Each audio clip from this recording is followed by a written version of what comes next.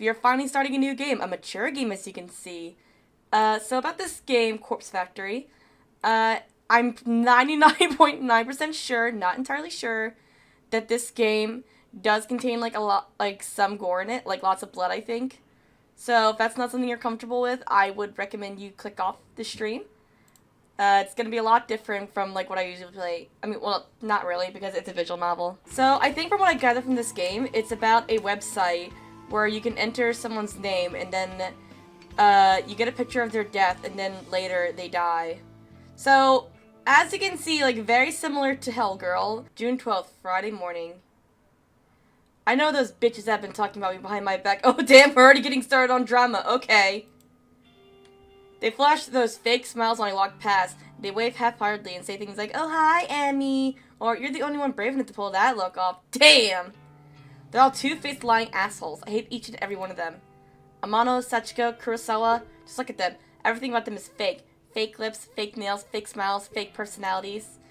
Look, I'll be the first to admit that I'm a bitch too, but even I know I'm not as bad as them. I'm not horrible to every person I meet. Just the ones I don't like. That's the mood, queen. That's the mood. Ugh, it's not fair that I have to work with them. I just wanted a part-time job, something breezy and casual. Yeah, well, welcome to life where you can't get a part-time job that's breezy and casual because you have to worry about benefits. How's it just to know that these delinquents would obsess over tormenting me? Amano's unbearable, but probably the least terrible of the three. She's a year younger than me and acts like she's some famous pop idol.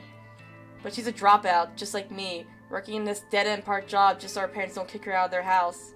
She spends her evenings singing at underground bars and hanging out with shady talent agents who swear they can promote her and make her the next big pop star. Oof. She gets taken advantage of time and time again, but never seems to learn her lesson. I don't know if she's just stupid or if she really thinks she's on the right track of becoming famous. Oh, honey. Let's just hope we don't see a casting couch anywhere. Sachiko is the kind of straight-laced girl you see at every student, studying her ass off to earn her parents' approval. Why is girl, like, highlighted? The type of girl that always has the best grades but never really has any friends. She's the kind of girl that graduates, then the reality of the real world knocks her on her ass and she realizes that she actually has no clue what she's doing, just like the rest of us.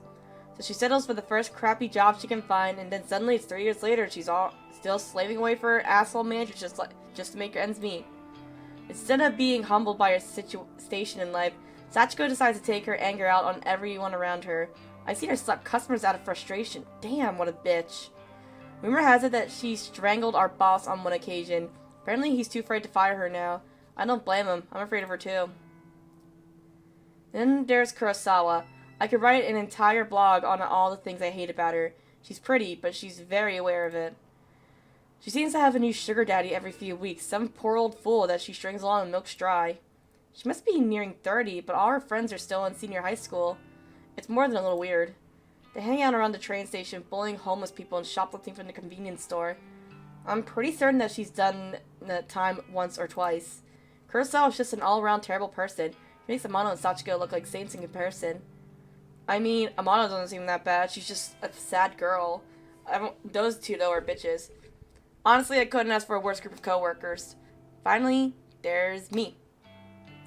Who's me? Emi Katsuno, university dropout, part-time cashier, and up to my ears in debt. I live in a small apartment in a bad neighborhood just to keep my head above water. My apartment building is filled with deadbeats, loan sharks, junkies, perverts, you name it. By some miracle, I managed to snatch up the best apartment in the worst building. Although the place is nice, the rent is questionably low. I'm fully expecting the landlord to wander in one day and demand more money or murder me. I'm constantly worried about money, worried about my safety, worried about what the hell I'm supposed to be doing with my life. Me too, bitch. Me too. As if that wasn't bad enough, I have to work 4 days a week with the 3 worst girls I've ever met in my life. Today is no different from any other day. Amanda greets me at the door, her disgustingly puffy and pouty lips pulled back in a half snarl, half smile. I can smell the sickly sweet scent of too much lip gloss from 10 feet away. Oh, hi, Emmy. You're late again, you know. Bitch! Yeah, bitch! I love this game. I love this game already. Yeah, sorry. Just let me past. I'll go clock in. Whatever. Kurosawa wants to see you. Can you, like, just go see her? Oh god, I want to talk to Kurosawa. Fine. Amano walks up. I look around for Kurosawa. The stale stench of cigarette smoke eventually overwhelms the lingering scent of lip gloss in the air and leads me to our location. You wanted me? Katsuno, I need you to process a big refund. Don't mess it up, okay? It's for a regular customer. Okay, I can do that. What am I refunding? There's a bunch of shirts on the counter. Just ring them up and refund them for cash.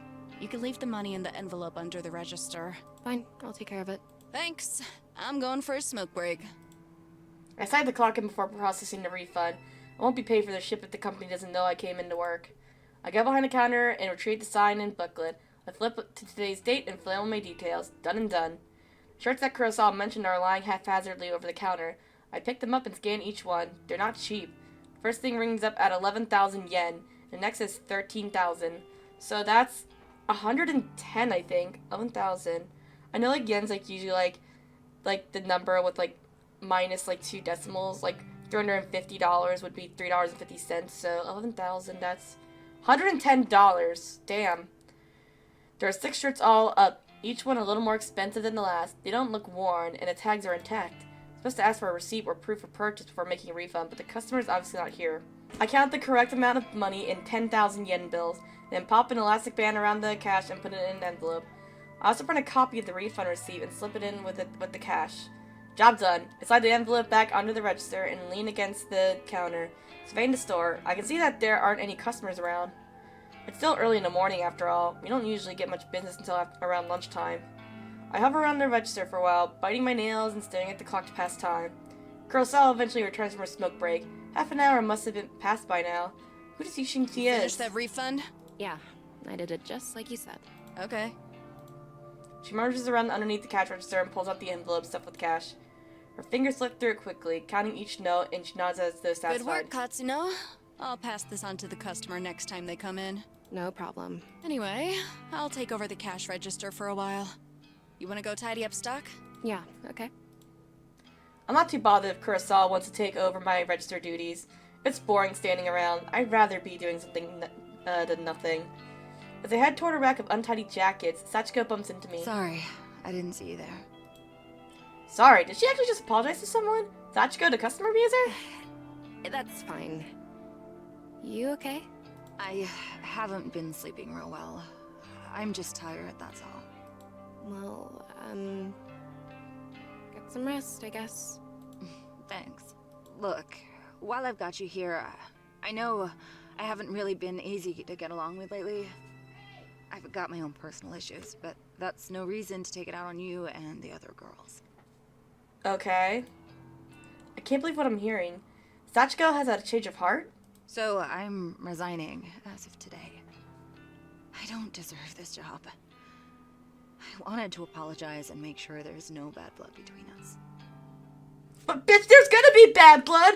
Do you know what you're doing to us and what you're doing to the customers, man? You can't just quit just like that. We need a 2-week notice for this shit, bitch. Like, you're an asshole. Like, I was like low-key kind of scared of you for the hitting the customers thing, so I thought you were gonna like deck me. But nah, you're a bitch. You know that? You're a total bitch. Fuck you. Sachiko. I don't know what to say. I never expected this from you. Yeah. If you're resigning, do you have another job lined up? No, not yet, but I need to work on myself first. I have a lot to think about. Well, I hope you have a lot of money saved up because in this economy, you know, like, you're gonna need something to fall back on if you wanna quote-unquote work on yourself. Well, I mean, as long as you're sure about this. I am. In that case, then thank you for apologizing. I forgive you. Sachiko takes her leave. I'm still a bit taken aback from her sudden personality change. Did I misjudge her from the start? No, that can't be it. She has a history of abusing customers and coworkers. No way I imagined all that. Regardless, I'm actually kind of glad she's trying to get a grip on her life. Hope everything works out for her. She's gonna die. She's apologizing because she knows she's gonna die. She's gonna die. She's resigning today, then I suppose the only 2 terrible coworkers left are Amano and Kurosawa. I glance at Amano, who is standing by the door waiting to greet customers. She has a vacant expression on her face like always. I then look toward the register where Kurosawa should have been standing, but she's not there. Didn't she offer to take over register duties for me?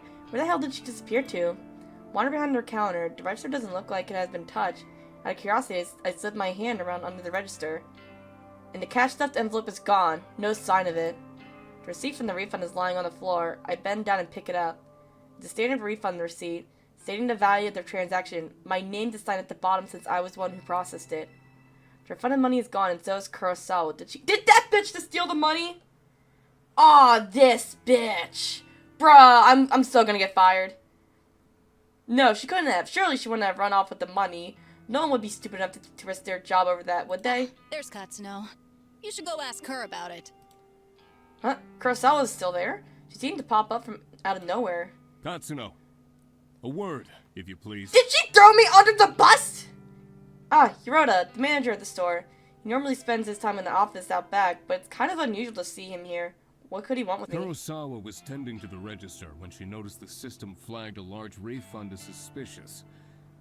Do you know anything about it? Well, yeah, I processed a big refund this morning.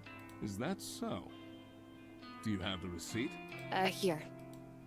I enter transaction receipt that is still between my fingers. He looks it over once and twice, his eyebrows furrowing. This is quite a large refund.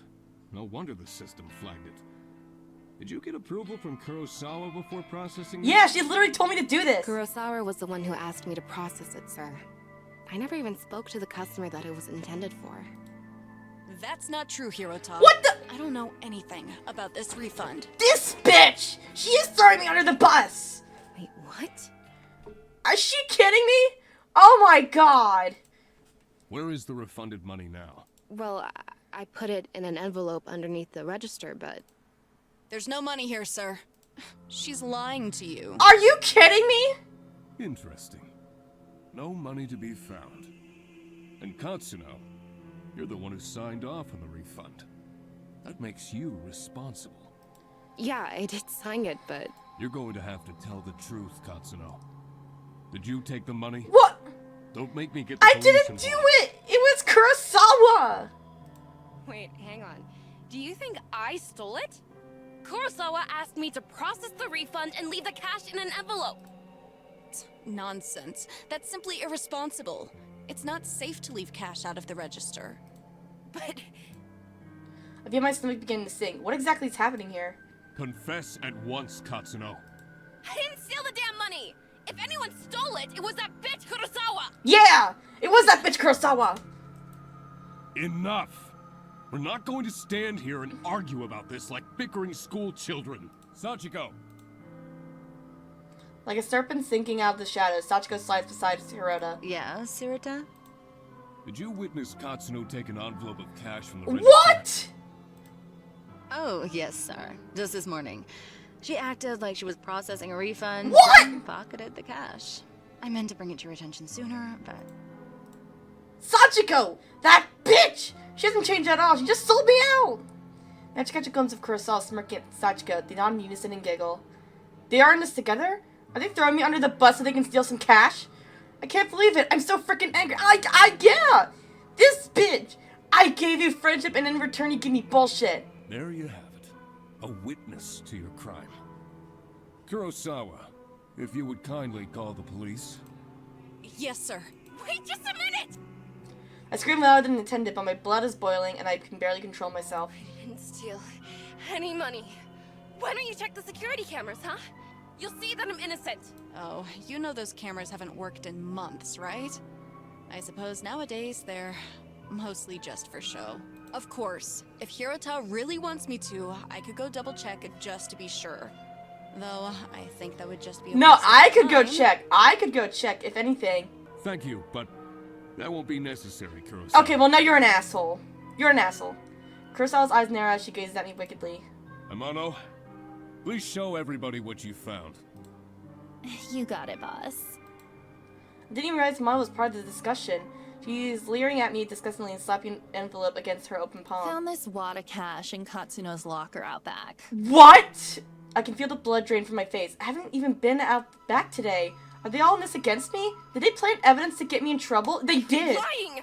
I haven't even had time to go out back today! I mean, what do you want me to say? You think the cash just appeared out of nowhere? It would seem all the evidence is against you, Katsuno. Since we located the money, I won't have you arrested. But you will not step foot in this store ever Those again. bitches got me Let me make fired! myself clear. You're fired. And I will make sure you never work in any of our stores again. I'm speechless. I can't even process my thoughts. The quiet giggling and snickering of Kurosawa, Sachiko, and Amano buzzes in my ears until my skull feels like it's going to burst. Hiroto grabs my shoulders and tries to lead me outside, but I jerk away and stumble backward. My back slams into the glass window at the front of the store. Thankfully, the glass isn't shattered, but I can immediately feel a bruise forming. I push myself forward, regain my balance, and duck forward at the sliding door. See you around, Emmy. Oh well, I guess not, hey? I blink tears out of my eyes as I dash through the store's front door. Bitch! My anger and fear and anxiety get the better of me, and it's a good 5 or 10 minutes before I realize that I have been running aimlessly through the shopping mall. I reach a hand to my eyes to wipe away the moisture and take a deep breath. I look around trying to get my bearings. Escalators. At least I know where I am. I need to sit down and compose myself. If I don't calm down, I might be tempted to return to the store and start punching those 3 absolute assholes. With my head down, I blindly charge toward a small seating area. Watch out! I collide head first with somebody in front of me. Without thinking, I scream out in anger. Watch where you're going! Sorry, Wait, this girl. I know her from somewhere. Katsuno? Is that you? Huh? I know you. Have we met?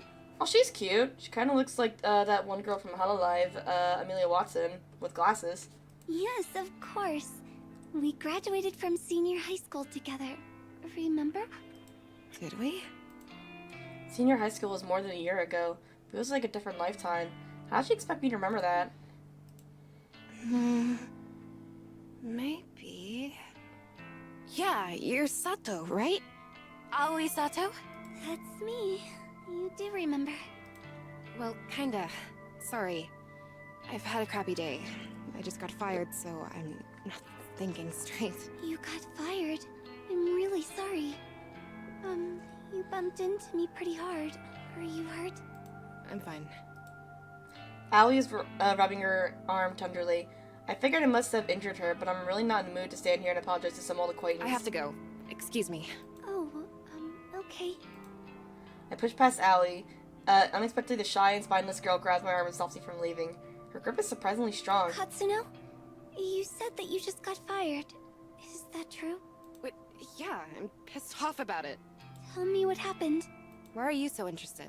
I just thought maybe I could help is all. Oh? That's not suspicious whatsoever. Whatever. You can't help. Some bitch set me up. She stole a bunch of money and made me take the fall. I see. Are we done here? Can I leave now? Sorry for keeping you. Yeah, okay. Once again, I turn to leave, but Allie's next words managed to catch my interest. You know, if someone got you fired, there is a way you could get revenge. Oh? Revenge? What is this girl on about? Does she have some way for me to get back at Kurosawa? What am I thinking? I can't even step my foot back in the store. My chance to get any kind of justice just doesn't exist. Revenge? What the hell are you talking about? Never mind. I shouldn't have said anything. Hell no. You're not going cold on me now. Tell me what you meant. Oh, okay. But let's talk quietly.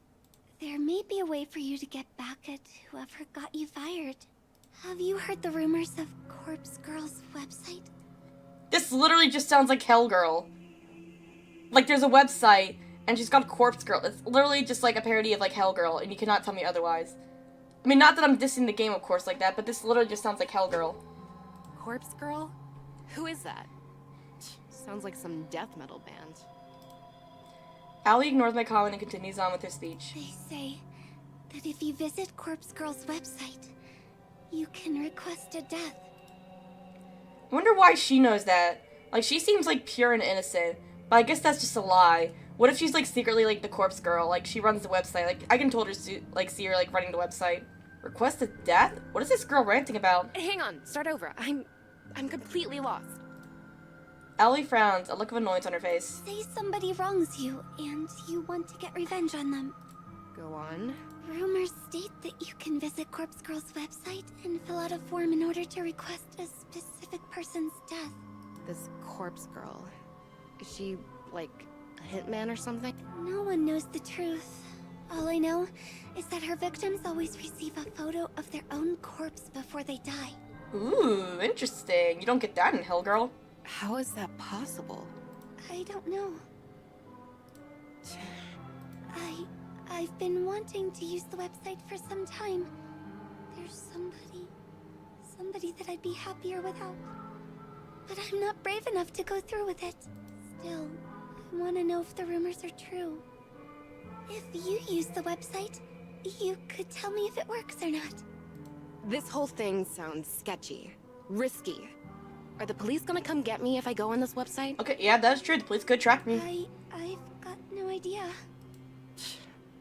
Well, thanks, I guess. Allie doesn't make a further attempt to stop me when I turn on my heel and walk away. I don't know what to make of her suggestion. Can such a website even exist?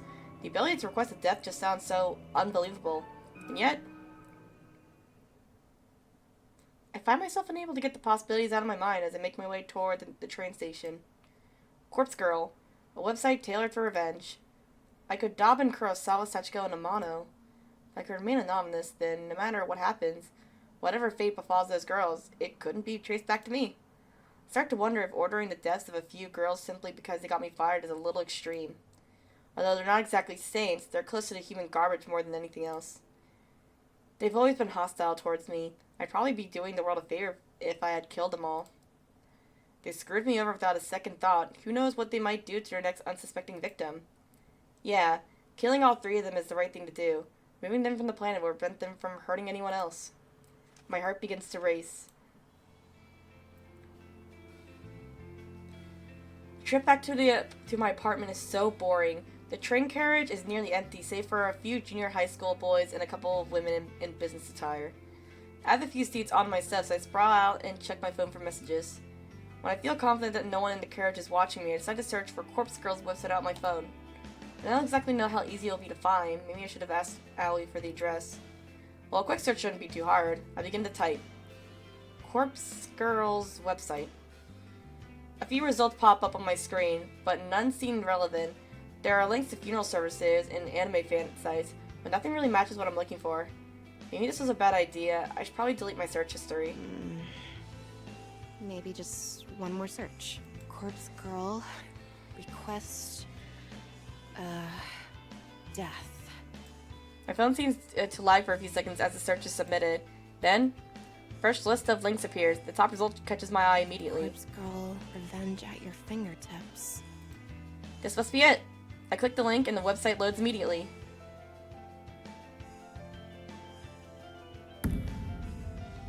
Oh.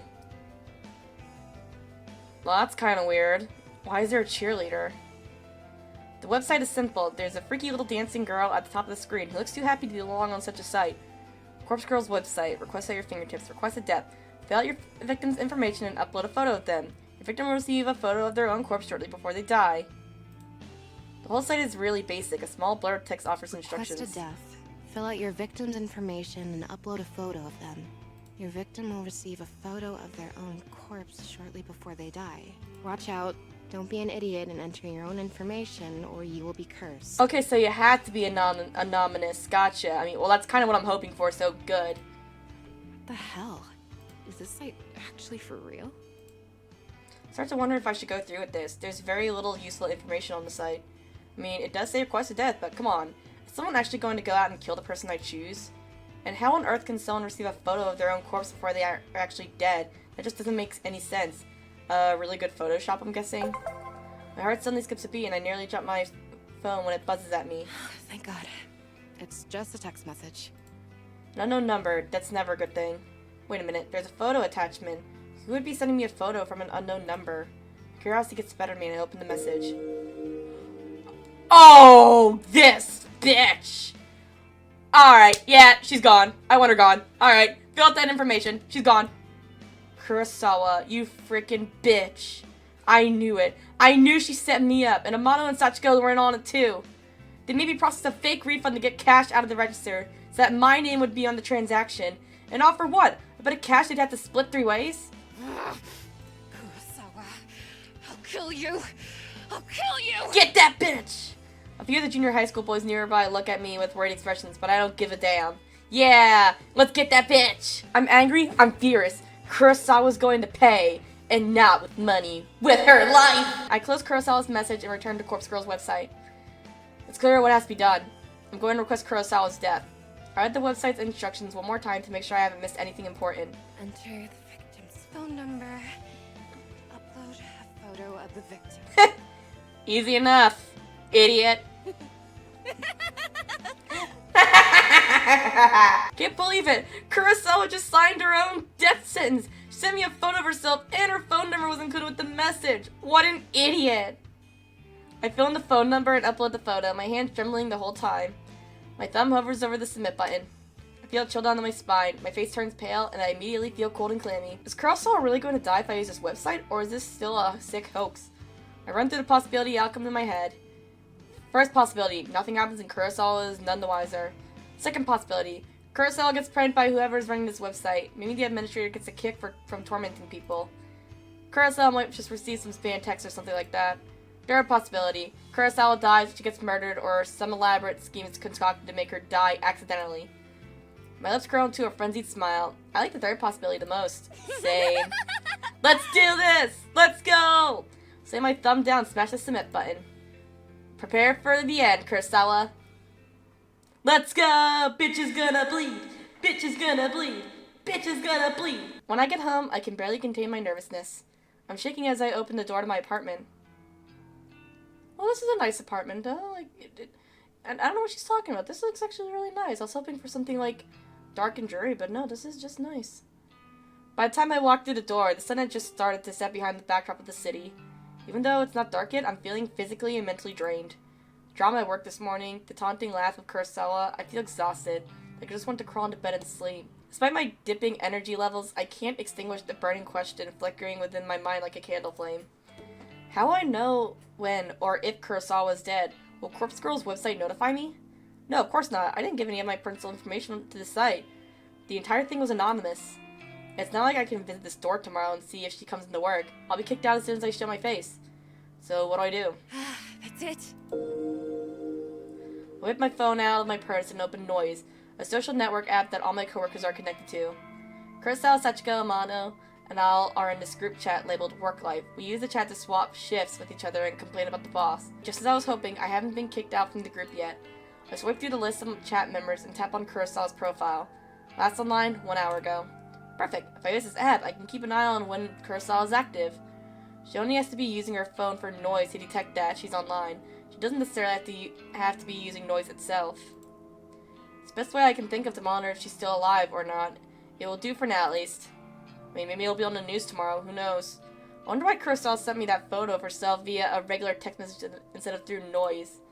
Maybe she thought she could be busted for it if someone got into her Noise profile?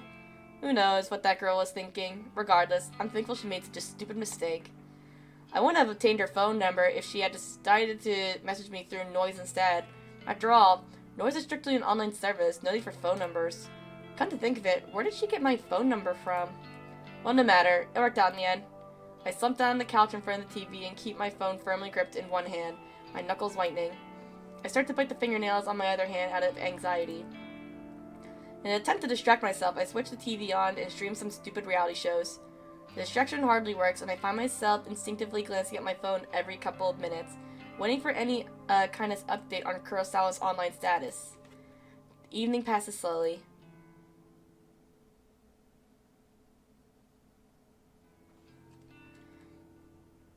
It's Saturday! Yippee! Sunlight streams through the open curtains and I startle. Did I fall asleep on the couch? I wipe my mouth with my sleeve, cleaning off a trickle of drool from my chin. My phone is still on one hand, and I quickly check it. I tap the fingerprint-smeared screen, but it's not responding. Battery died. Must have fallen asleep and I left the screen on all night. I race toward my charger and plug it in, anxiously waiting for just enough energy to turn the phone screen back on. After what seems like an eternity, the phone comes to life. I catch a glimpse of the clock as I swipe through the lock screen away. 6:34 a.m. I open up Noise as quickly as I can and flick through to Kurosawa's profile. Huh?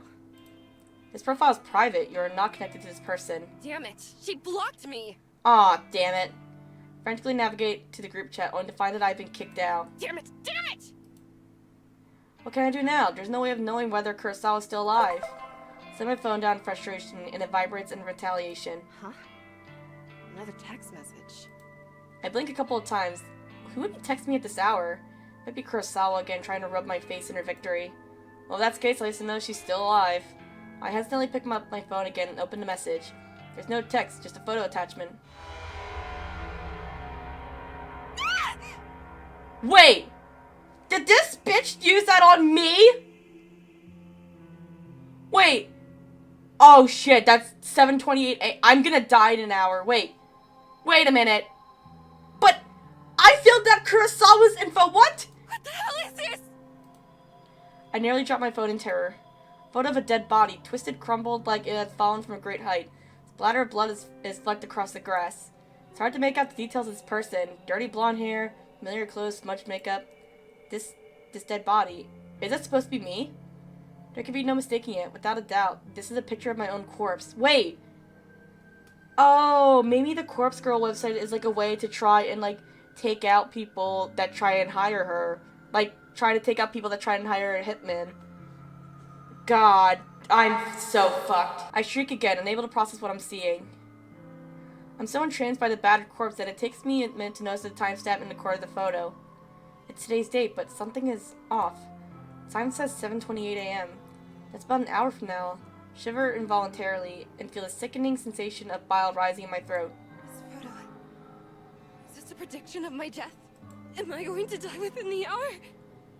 What? Did Kurosawa set me up? That bitch! And then the truth hits me harder than my face hit the ground in this grisly photo. When you request a death on Corpse Girl's website, your victim will receive a photo of their own corpse before they die. Before they die. I can't look at it anymore. I throw my phone to the side and curl up on the floor. Did Corpse Girl send this to me? And how? How did somebody get a photo of my corpse? A photo that is seemingly from the future? It's impossible. It has to be a hoax. Some trick. Some psycho tormenting me. Yeah, that's all it is. Someone is messing with me. Probably Kurosawa. I get up off the floor and stumble around. I'm kind of lightheaded and unbalanced, and my stomach feels queasy, ready to launch its contents through my throat at any second. I blindly reach around for my phone and finally grasp it within near-frozen fingers. The phone number that sent the photo, it's an unknown number, but the digits don't match the number that Kurosawa texted me from yesterday. So it's unlikely this came from her. Bizarrely, the phone number is kind of weird. There are more digits than there should be possible. I try to count them, but stumble a few times in confusion. I eventually conclude that this number is 18 digits, way too many. In addition, the phone number seems to repeat digits a lot. 666-33-666-22-666-44-666. Wow. Totally scary, using the devil's number a couple times. It seems too strange to be real. Is it possible to fake a phone number? Something interesting catches my attention. Even though the caller ID doesn't recognize the number, it has data on the origin of the number. Tokyo, Japan, my very own city. Perhaps the sender of the photo can mask their number, but can't hide their location. This gives me an idea, and I decide to get to the bottom of the situation. Despite my head throbbing and my stomach pleading to be emptied, punch the phone number into a search engine along with the keyword Tokyo. One result. The link points to a popular discussion board, Noise Channel. It's an anonymous board where users can talk about almost anything. And no big surprise, it's owned and operated by the very same company behind the Noise app I use on my phone. I tap the link and get taken to a discussion topic from less than a week ago. I quickly read through it. Topic: strange photo from unknown number. Hey, so today I got a strange gore photo from a number I have in my contacts. Not sure what the deal is. It was gross though. Wondering if any hackers can trace the number or something. It's 666-33-666-22-666-44-666. Seems like Tokyo area. I'm in Osaka. Okay, thanks in advance. The topic has only one reply. One reply. Strange photo from unknown number. You got this too? Was the gore photo a picture of yourself? I'm worried. Received a similar pic from the same number. Thinking about contacting the police. Not sure if I'm overreacting. And that's it. Did the discussion. Neither poster followed up on the conversation. Probably because they're dead. Dead as hell. I wonder what shoes they have on in their casket. Damn it. That's all? That didn't give me anything to go on, except now I know that at least 2 other people have received bloody photos of themselves. I wonder if those photos were as extreme as the ones I received. What happened to those 2 posters? Why didn't they continue the discussion? It feels like I have a fever, but I know it's just stress tearing me up. I check the time. It's 6:59 a.m. I'm gonna die in 30 minutes. About half an hour until the time printed on the photo. I take a deep breath and the doorbell buzzes. I freeze in place, unsure whether I should answer the door. In this sketchy apartment building, it's a risk to answer the door on any given day, before even taking into consideration that some psycho just texted me a photo of my own corpse. I tiptoed toward the door on stiff legs and gazed through the peephole. There's no one there. Breathed a sigh of relief, maybe just on edge, and the doorbell echoed from someone else's apartment. Besides, I don't know of anyone who would visit me unannounced, especially this early in the morning. I slumped to the floor, my back sliding down the door as I come to rest on the carpet, my legs splayed on the haphazardly in front of me. I've had enough fear for one day. I just have to believe this whole thing is a hoax. Probably karma for trying to get revenge on Kurosawa. Yeah, that's it. Karma. The doorbell rings again, and I scream in shock, my head slamming back against the door as I was resting against. I jump to my feet and ignore the peephole, this time simply swinging the door open. A gust of chilly morning air sweeps into my apartment, and I shut my eyes tightly against the sudden cold. My messy hair tangles in the wind and obscure my vision when I open my eyes. Quickly, I sweep the hair out of my face and look around. There's no one here except... a metal trolley is blocking the walkway in front of my door. A stark white bag, about the size of a human body, rests on top of the trolley. My heart begins to race as I immediately recognize what this is. On TV, they always show these trolleys used in morgues to carry dead bodies around. Dead bodies. The moment that I've been trying to escape my body all morning finally finds its way out of my mouth. I retch and heave in the doorway until nothing is left inside my belly except the stinging stomach acid that threatens to burn through its fleshy container. The stench rising from the trolley is overwhelming. Pinching my nostrils closed does little more than trap the horrific odor inside my own skull, and I gag and sputter involuntarily. My hand reaches forward as though controlled by some being other than myself. I can't pull it back, and I can't prevent my fingers from grasping the zipper tag attached to the front of the body bag. I unzip the bag. Huh? But that's me! What? But that's me, but who am I? Huh?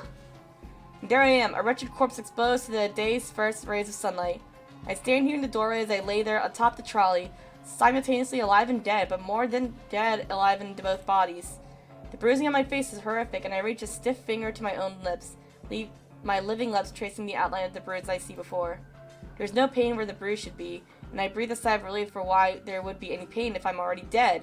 To feel pain would be absurd, and then I would really have to start worrying. Wonder how I died. Did I fall from a great height, and somebody hit me with a car? Or did I collapse from some eternal reason? Perhaps from organ failure, or some undiagnosed sickness? Maybe I didn't die and the corpse in front of me is alive, living and breathing just as I do while standing in front of myself.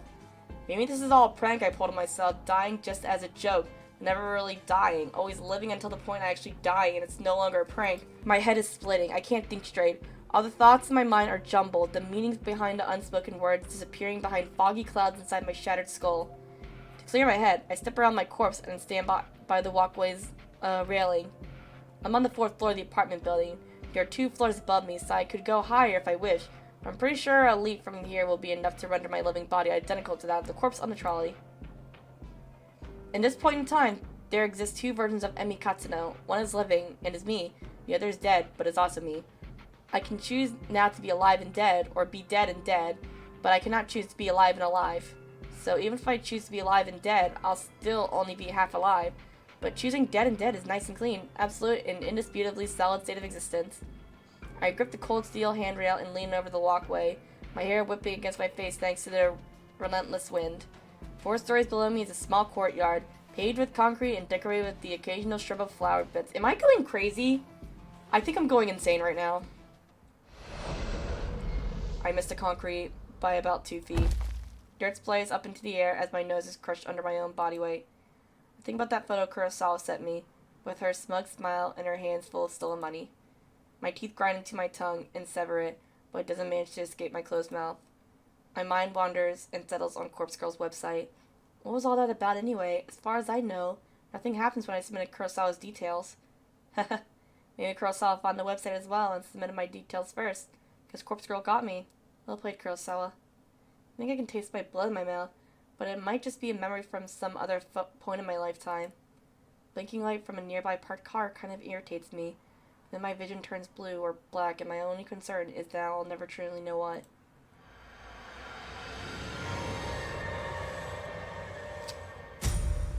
Welp! Alright, that's Corpse Girl, everybody. That was Corpse Factory. That was a fun game. GG. I guess we're gonna play something else next time. Got the achievement. Complete the this was only the prologue? Damn. Noriko Kurosawa. Oh, now we're getting to Kurosawa. Interesting. 3 weeks earlier.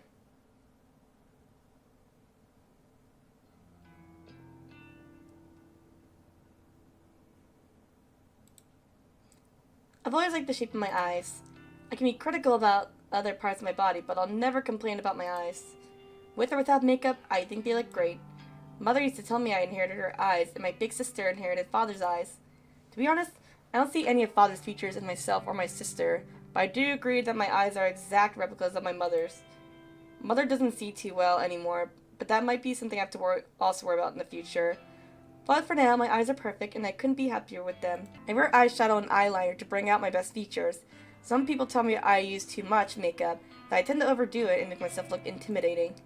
Well, I don't really care. I mostly like the way I look, and honestly, how many people can claim the same? Today's morning ritual is the same as any other workday. I'm a slave to the wage, and I'm not proud of it. Call me a corporate seller, but I can't survive without money. My alarm goes off at 6 a.m., the shower's running by 6:05, and I'm dry and dressed by 6:15. I skip breakfast because I'm watching my figure, and spend until 6:30 a.m. working on my makeup. I'm out of my cramped shoebox apartment by 6:45 a.m. Sometimes I catch my neighbor returning home from his overnight shift, and if so, I exchange simple pleasantries with him and continue on my way. Today there's no sign of my neighbor, so I don't slow down as I descend the stairs and exit the building. Hitting the convenience store for a can of coffee saps in the few minutes from each day. I prefer sweet milk coffees, but every now and then I'm in the mood for a rich black coffee. Regardless, I never start the day without it. I don't always need an energy boost, but it helps to stop my stomach growling. It's a milk coffee kind of day, so I pay for my favorite brand and get out of the store in no time. The canned coffee dives into my handbag as I continue on my way. Train station is always busy in the morning, and it's usually a struggle to navigate my way to the correct platform in time for the 7:12 a.m. trip. Today is no different. Okay, so maybe this isn't like the Kurosawa that we know. Maybe this is Kurosawa's younger sister, because she did mention having an older sister, so I guess that would make sense. Wait, did she have an older sister or a younger sister? I can't remember. I mean, well, she did say she had a sister, but not specifically, like, older or younger. However, I always make it in time because my routine has been perfected over the last few months. I board the train bound for Shinjuku. A cursory glance reveals there are no empty seats, so I push through the throng of bodies and stand against the carriage wall. Whenever there are seats available, I like to sit and read, but it's more common to have to stand and stare at my phone screen like almost everyone else. When I do read, I read the classics. Stoker, Lovecraft, Poe, horror, Western horror at that is my favorite genre. And of course, faithful translations into Japanese are as good as it gets. My English isn't nearly strong enough to read these novels in their original language. If I'm stuck staring at my phone screen, I like to stalk people online. Acquaintances or the few friends I have lead such boring lives. They post about the most mundane topics, all day, every day, acting like they shrivel up and die unless they get the attention they seek. I find their dull, tedious lives simply fascinating. From behind the safety of a glass veil, I can fulfill my voyeuristic fetishes and consume as much pointless information as I desire. Knowing every mundane tidbit of people's daily lives turns me on. This morning is the same as any other. I stare down at my phone held in my frail hand. My fingers move of their own accord, scrolling and tapping against my blacklit display, pausing, pondering, pouncing on any post or picture that my pupils haven't yet consumed. Standing in the train carriage packed to the gills with people, I can't help but feel my face getting flushed and my steamy breath escaping my lips. I catch my breathing getting heavier, my gasp becoming short and sharp. Ray went to the dentist yesterday for a root canal. Mizuno shared some photos from her international vacation. Kawahara objects to owning pets and thinks all animals should be free. My cheeks go crimson, my chest begins rising and falling quickly. I clutch the collar of my shirt, knuckles whitening, knees shaking. People with the courage start to move away from me, but I barely notice them. My fingers keep scrolling and I hit the jackpot. A new post from a coworker at my office. Tome Watanabe, she's a gal girl. The type with a heavy fake tan, bleach blonde hair, and questionable clothes. Oh, Gyaru! I love Gyarus! I hate her, but I love her post. This morning's update reads, Tomomo, 53 minutes ago. Just found this Corpse Girl website. Such fake bull. Waiting to meet a bitch to try it on. Tome just discovered Corpse Girl's website, huh? Feels like squeal trying to escape my throat as my legs threaten to buckle underneath me. I can't take the excitement anymore, and I have to force my phone from my hands and bury it at the bottom of my handbag. Deep breaths, Noriko. Deep breaths. I need to calm down and control myself. Composure's key. Close my eyes and let a cool breath of air whistle through my slightly parted lips. Getting a little calmer and no longer ready to explode, I analyze the information I just read. Tomoe wants to try out Corpse Girl's website. That's good. That's very, very good. Rumor has it that you can visit the website and request the death of somebody you know. How an innocent victim dies isn't known to the public. Because of that, some people are pretty quick to dismiss the site as a hoax. However, the most interesting part isn't how or if the victim dies, rather what happens to the victim before they die. Supposedly, the victim receives a photo of their own corpse. However, this photo exists before their victim's life is snuffed out, isn't public knowledge. But the thought of this phenomenon occurring is utterly intriguing. Nevertheless, the site has been gaining popularity lately, at least in certain corners of the internet. Message boards like Noise Channel and other similar sites have picked up on the rumors and like to exaggerate the website's authenticity. The fact that someone like Tomoe, a rather dense, dim-witted individual, has discovered the website means that it's actually more well-known than I previously thought. It means that people are actually talking about it outside of the internet. Chances are good that Tomoe will want to try it out and request the death of someone in the office, a coworker. Me, perhaps. She hates my guts as much as I hate hers. Finally, something exciting is going to happen in our dual workplace. The next station is Shinjuku. The doors on the right side will open. Please change here for the Chuo line, the Shonan Shinjuku line, the Saikyo line. As the automatic announcement reads through a list of connected train lines, I get ready to disembark. The train pulls to a stop, and I contort my body around other passengers in an attempt to exit the train. Finally free of the tangled mass of flesh, I hasten my pace and navigate through the labyrinthine... I can't fucking read! Station. I take the exit closest to my office and settle into a slower walk. I'm on time, and I never desire to reach the office any earlier than needed. I don't take long for the looming office tower to enter my field of vision. 32 stories of office space all crammed into one sleek, slim tower. The name Temujin is stamped across the structure in gigantic block letters. If you're looking for this building in Shinjuku, you can't possibly miss it. Temujin carries the title of Japan's third biggest banking corporation. It's a gigantic company with other branches in Kyoto, Osaka, Sapporo, Fukuoka, and a dozen smaller cities I don't even remember.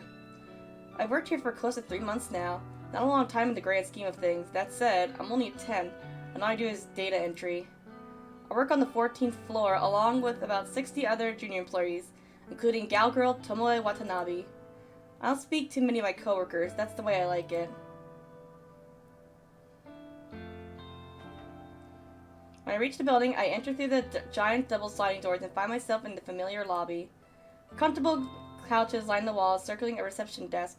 4 large elevators are tucked away in a nook behind the reception desk. It's already busy this morning, though to be fair, this place is packed all the time. I avoid the crowds of sharply dressed business people, feeling a little out of place in my semi-formal shirt and skirt.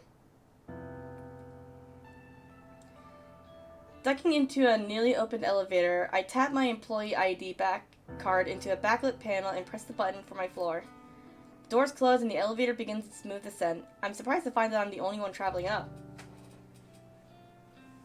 I reach my floor and listen to the soothing chime as the doors open, revealing the open layout office before me. Conversation ringing phones, fingers tapping against keyboards, photocopiers, even the steady low hum of the air conditioner contributes to the overall din. I make my way to my desk, stationed in the middle of the floor and surrounded by a dozen other identical desks. As I walk, somebody taps me on the shoulder gently. Good morning, Kurosawa. Ah, Shinya Fujikawa, my senior, though he's really only a couple months older than me. He's worked here for a whole year after taking an internship straight out of senior high school. He's not an intern anymore, though I'm not quite sure of his job title. Morning, Fujikawa. Well, she's cute.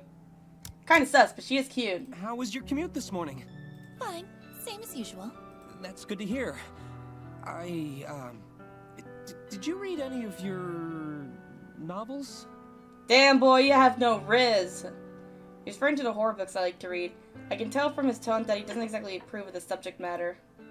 I've known Shinya since junior high. We go way back, but I wouldn't exactly call us friends. I mean, you're acquaintances.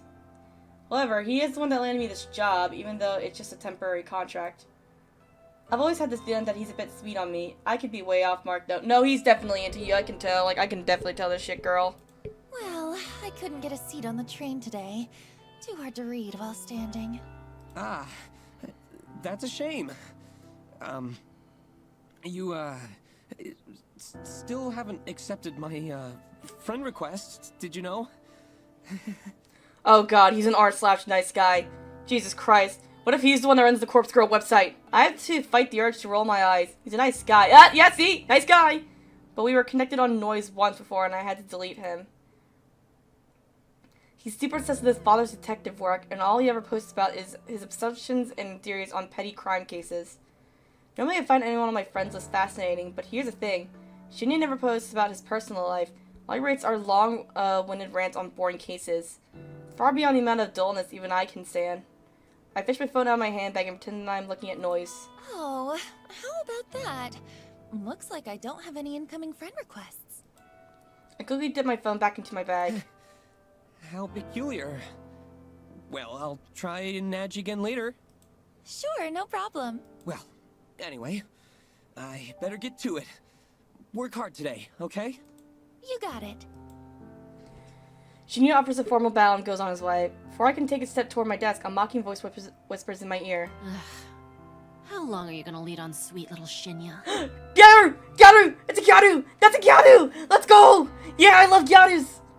I shiver and find Tomoe Watanabe lurking right behind me, buzzing around my neck like an irritating mosquito. That poor boy really has the hots for ya. When are you gonna tell him you're a cold-hearted psycho? Damn! Listen, I'm not leading him on, and I'm no psycho. I mean, you kind of look like one, but, you know, like, I can fix ya. Huh. Sounds like something a real psycho type would say, don't you reckon? Of course, there's none other than Gal Girl Tomoe, the very same brain-dead moron who posted this morning about wanting to try Corpse Girl's website. She's the kind of person that likes to stir up trouble and instigate conflict. She's had her vacant eyes on me since the day I first stepped foot in the office. She lets torment me any chance she gets. Maybe I rubbed her the wrong way somehow, though I'm not sure what I ever did to her. Even though she's a data entry temp like me, she's worked here just a little longer than I have. Fortunately, that means I have to defer to her as my superior in this professional environment. She knows as much and likes to take advantage of the fact as often as possible. It's funny, you know. He don't look like the type of skank to lead on a goody-goody like Shinya. Damn! I told you, I'm not leading him on.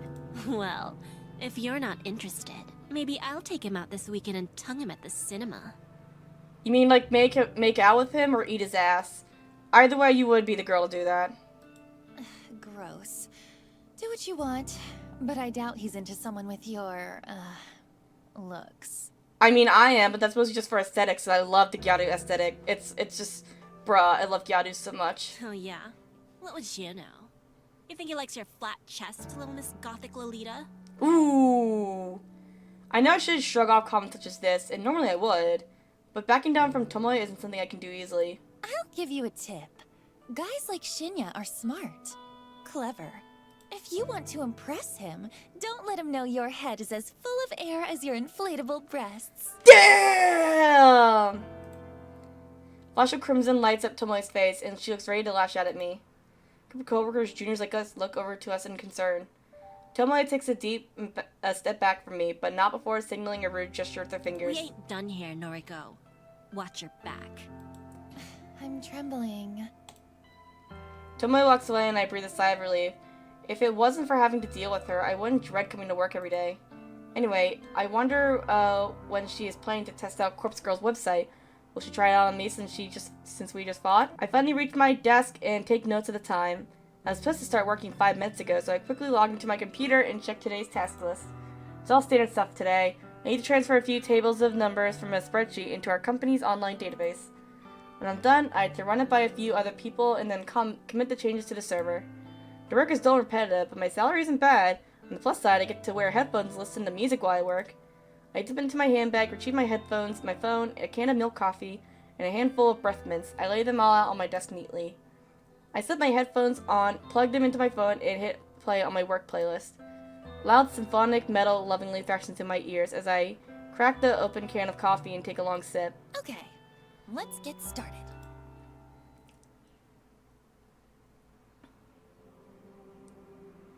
I return home to my quiet, cramped apartment after work. The place is eerily silent, a stark contrast to the bustling office where I spent my days. Throwing my handbag onto the tiny coffee table, I pick up my laptop and sit on the couch. I lie back and get comfortable, letting the laptop rest on my stomach as it boosts up. The welcome screen loads up and I click a couple of times, open my web browser, and then head to a very specific website saved to my favorites. Corpse Girl's website. A cute dancing zombie girl is animated at the top of the page.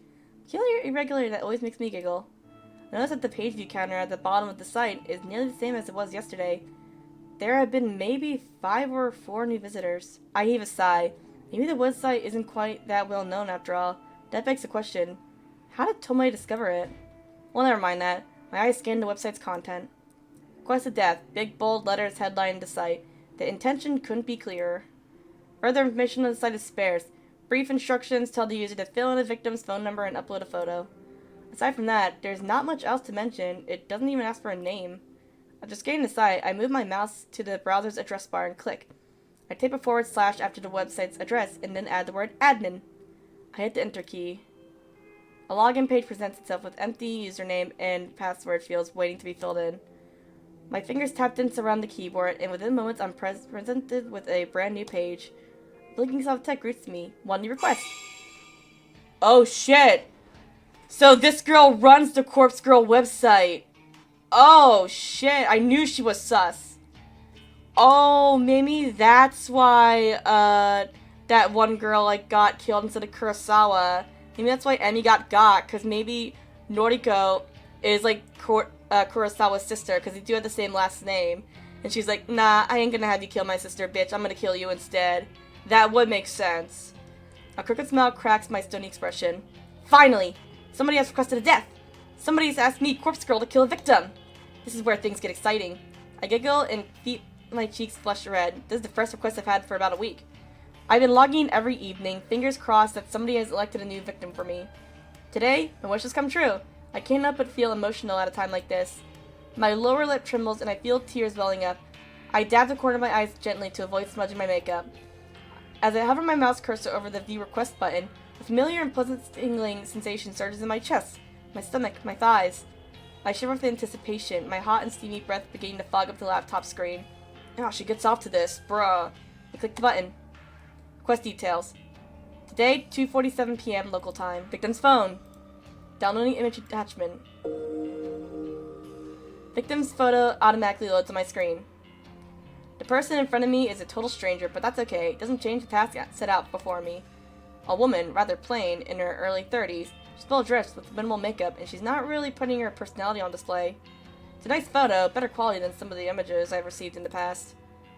In fact, the photo looks like a corporate ID picture. I wonder if it was downloaded from a company database or website.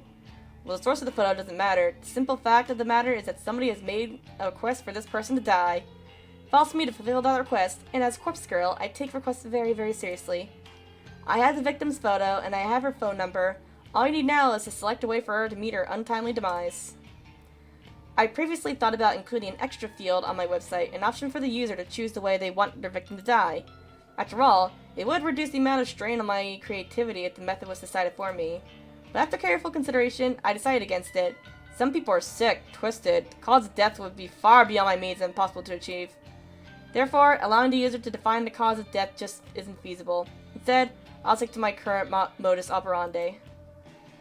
Everything depends on the quality of the victim's photo. If it's detailed and the victim's features are easily distinguishable, then I can be rather creative with the cause of death.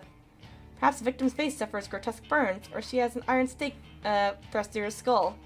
However, if the victim's photo is low quality and doesn't provide enough detail to identify the subject, I have to resort to their default cause of death. A terrible, unlucky fall from a great height. Oh. Maybe she slips, or maybe someone stumbles into her and sends her tumbling over a rail. The end result will be the same, a swift, crushing death from one on height. The victim will end up face down on the concrete, completely unrecognizable save for her clothes and accessories. It's not my favorite cause of death, but in some cases it is necessary. Regardless, it is still a valid way to fulfill the request. For now, it's time to get started. I can barely contain my excitement. I squirm against the couch, crossing it and uncrossing my legs in a vain attempt to dissipate the heat rising through my body. What do you mean by that? Taking a deep breath, I try to calm my nerves and get to work. The victim will receive a photo of her own corpse, timestamped with the date of her death. It's Corpse Girl's signature move, my calling card, if you will. Seeing an image of one's own disfigured corpse is sure to strike fear into one's heart. And that's precisely the reason I take this step, to make the victim panic and act rashly. First things first, I save the victim's photo to my laptop's hard drive. I store it in a photo discreetly named System Files, hidden away in the root directory of my operating system. A password encrypted directory, of course. Next, I open up my favorite image editing software and load the photo. Looking carefully at the details of the picture, I can see that this will be a work of art. I can really go to town with this request. I minimize the software, open my web browser, and access our particular website. The database of the deceased, the DD as it's known on the dark web. My secret weapon, the ultimate resource for my work. The DD is a collection of countless high-resolution photographs of dead bodies. Murder victims, crime scenes, suicides. If somebody has died in one way or another, chances are good that some perverted individual has captured the moment in all its gory glory. Such valuable images are essential to my work. Using these photos as a base, I can edit my victim's details into the picture. My process is simple. I start by locating the perfect corpse photo. Such a database, and in less than 2 minutes, I discover a disgustingly detailed photo of a woman, with her entrails spilling from her stomach. Her face is blue, having suffocated before even having a chance to bleed to death. Jesus! She's about the same age as my victim. She is of similar height and build. Finding a photo that specifically suits my victim's features is easy thanks to the DD's excellent catalog of tags and filters. I simply search for the keywords that match my victim's description and find a corpse that fits. Using this photo as a starting point, I digitally edit my victim's face onto the photo body. It's not the same quick job that even a child can do. It's painstakingly crafted work of art that would fool even the keenest eye. An hour passes, then 2, then 3. Before I know it, midnight has come and gone, but the work is nearly completion. All that remains is to add the final touches. I like to add specific distinguishable details to the image. Personal item or accessory, clothes, makeup, you name it. I can edit it in. With personal details added, I adjust the lighting and color palette just slightly enough to make the photo truly unique. If the victim decides to reverse image search the photo and discovers that it's a forgery, all my work would be for naught. Oh! And with that, the masterpiece is complete. A grisly, gruesome, gratuitously gory gift for the soon-to-be departed. The victim will receive the photo of a corpse that is, for all intents and purposes, a perfect replica of her own physical form. She will open the image on her phone, and the life she once knew will crumble to pieces. My lips curl into a satisfied smirk. During my hours of work, my breathing eventually steadied. My excited nerves settled into a zen-like calm. But seeing the finished art piece now, I begin to feel my heart pounding once more. The macabre vision before me is exhilarating. Adrenaline and dopamine surge throughout my body, giving me a sudden head rush of bliss. To say that I'm attracted to this sight of blood and guts would be misleading. No, I'm not into that at all. The excitement stems from the thought of taking control of someone else's life, dictating their future, controlling their fate.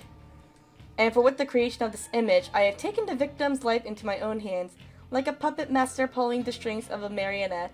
So you are literally a serial killer. You're actually a serial killer. That's like most of the reasons why serial killers do what they did. So you're a little serial killer. I mean, you've killed a lot of people. You killed a couple people, at least 3. So yeah, you're basically a serial killer. By forging this convincing creation, I will compel the victim to take her own life. That's right, my own hands need not become stained. The hands of Corpse Girl have never been dirty with the blood of a victim. This is the true nature of my work.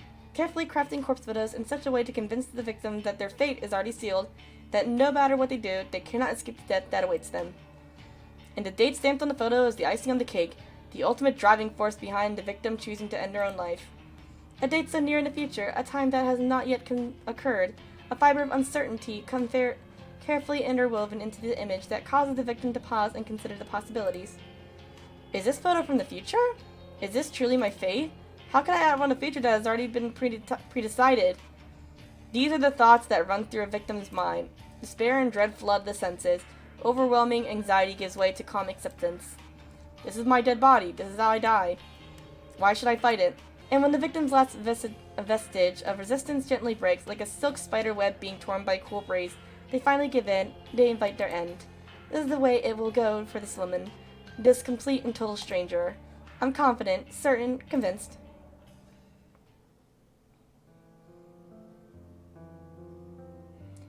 It was a sudden spark of inspiration that guided me to begin fabricating corpse photos about a year ago. I can never quite recall exactly what it was that spawned the idea. Sometimes I get close to remembering, but the recollection danced at the edge of my mind and slips back into the darkness. Regardless, I ventured down a dark and dangerous path. I built Corpse Girl's website and invited strangers to request the deaths of photos people they knew. was a sales tactic, simply a way to encourage users to submit images. I had no intention or means of ending lives. Little did I know the true power I wielded. I only intended to create corpse photos and send them to the people for fun. I wanted to startle and scare some unsuspecting fools. It would be a lie to claim that I didn't get off on it. Ew. It sated my budding lust. It filled a dark hole in the depths of my soul and gave me purpose. Never in a million years did I dream that one of my corpse photos would result in the death of another human being. I'll never forget her name, Ruri Hatano. 20-something, slim, gorgeous, eyes that took my breath away the moment I gazed upon her portrait. She was the first person to make me feel bad about crafting hoax photos, the only person to make me feel bad about it. But I did it anyway. Corpse Girl never rejects a request. It's her, my conviction. Forged a beautiful rendition of her death. Thanks to some rather macabre source photos obtained via the database of the deceased, I strung Ruri's corpse up in a field like a ghoulish scarecrow. The photo was incredible. It was my 5th or 6th work. The 5th or 6th time a user of Corpse Girl's website requested a death. Ruri Hatana died just hours after receiving the photo. Don't know why. I don't know if she killed herself or if someone murdered her. But I know one thing. Ruri Hatana's body, her real body, was found in a field hanging like a scarecrow surrounded by crows. Her eyes had been gouged out of her skull, and her stiff fingers clutched to her phone tightly. Jesus! According to the news report, her phone displayed a familiar image, the very image I created of her corpse. When I first learned of Ruri's death, I was overcome with varying emotions. Felt sick, elated, disgust, overjoyed, depressed, aroused. Oh god, don't be aroused by that, please. Had I somehow caused her death? Was Corpse Girl responsible for taking a life? Even though my hands weren't stained with blood, I still felt responsible. A lurid truth descended upon me at that moment. Corpse Girl held the power to end lives, and the more I dwelled on that fact, the more obvious it became to me. I began to feel that power pulsing through my veins, drumming in my blood as my heart pumped and pounded within my chest. I can't explain how the power works. I don't know why I have it, but somehow the corpse photos I create can compel a victim to end their own life, or compel someone else to end it for them. Ruri died in a way that I envisioned. Her dead body matched the fake corpse photo I painstakingly crafted. I didn't even have to leave the safety and comfort of my own apartment to ensure her death. Corpse Girl's power is real, extraordinary, and I vow to exercise that power as frequently as possible. Ruri Hatana died last year. Since then, I've been chasing that rush, that thrill that comes with snuffing out a soul. It wasn't hard to grow the popularity of Corpse Girl's website after that incident. Particularly, dark corners of the internet gobbled up the news with enthusiasm, and the site saw an influx of new visitors. And on a few occasions, I've even overheard people in the real world whispering about the mysterious website that lets you request a death. I've crafted a corpse photos for dozens of requests. Each photo is more convincing and realistic than the last, thanks to my ever-evolving skills. But none of my recent attempts have been successful. Not a single person has dropped dead since Ruri Hatano. I'm beginning to wonder if Corpse Girl's power has fizzled out. Or perhaps I never had any power to begin with. Maybe Ruri's death was simply a fluke, a morbid coincidence. I spent countless hours doubting myself, doubting Corpse Girl. I've tried so hard to replicate that one success. Every time I receive a request, I do the same thing as I did in my Ruri Hatano's case. I edit the photos of the victim, create a convincing corpse photo, and I timestamp it with the time of death. I send the photo of the victim, and then I leave the rest up to fate. But nothing ever comes of it. I'm not so delusional to think that, in normal circumstances, a simple photo would be enough to convince someone to kill themselves. And even if that photo fell into someone else's hands, it wouldn't inspire someone to go out and kill the victim. Of course not. However, these are no ordinary circumstances. I once activated power beyond the ken of mortal men. I caused Ruri Hatana to die by her own hand, or by the hand of another. I need to find a way to manifest my power once more, prove that I, Corpse Girl, had the power of death and destruction at my fingertips. Once a new victim perishes, I know it will give the way to more and more deaths. My website will gain popularity and become more than just an urban myth. People will live their lives in fear, forever wondering if Corpse Girl is lurking behind the next text message they receive. Yes, I can see the future I created so clearly in my mind. I'm close to achieving my goal. I know I am. And when my dream comes true, I can finally...